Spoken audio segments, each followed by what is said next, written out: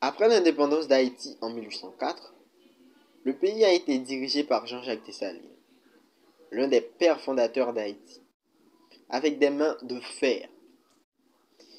Il a instauré dans le pays un régime où les Noirs dirigent, les mulâtres exécutent et les Blancs sont exécutés, même s'il y a des exceptions. Mais ce système de totalitarisme ne plaisait pas à grand monde.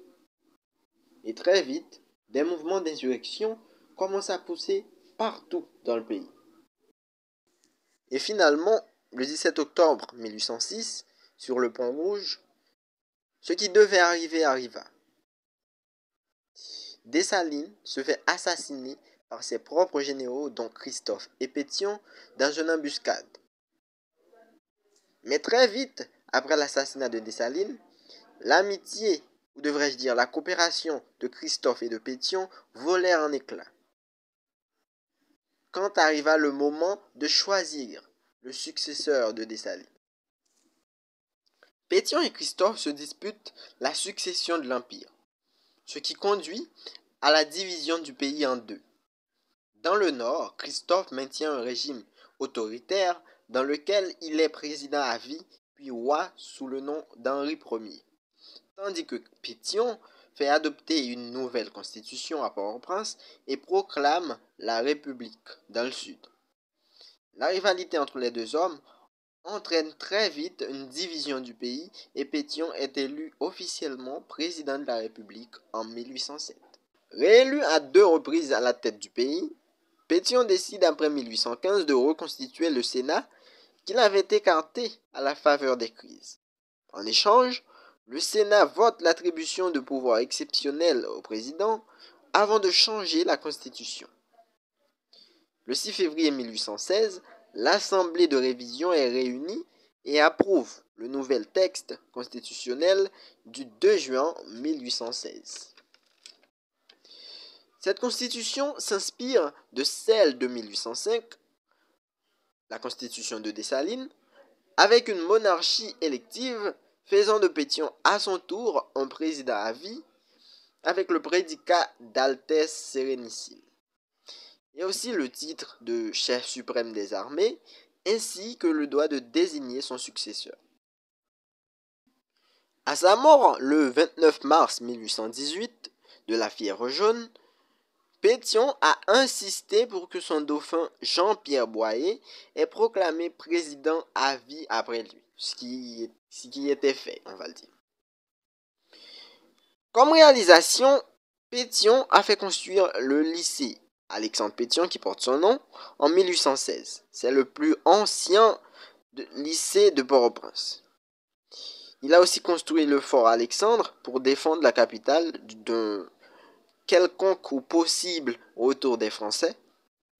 Et le gouvernement de Pétion a distribué des terres et des propriétés à la classe la plus pauvre du pays, donc les paysans noirs, ce qui lui a valu le surnom de Papa Banquet, ce qui signifie Papa Bon Cœur en français.